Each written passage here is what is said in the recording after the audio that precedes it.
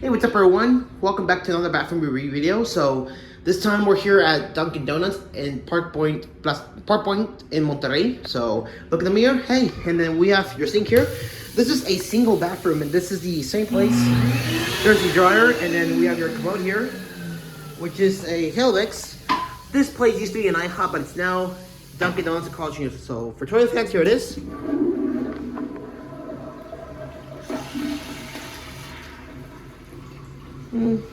Such a weird flush.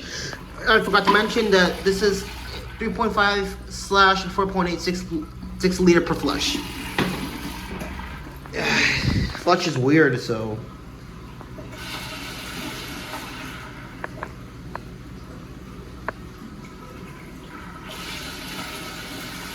I don't know what's wrong with the toilet.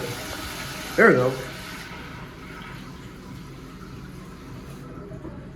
Yeah, that's such a weird flush. Alright, well, anyways, there you have it. And that's it.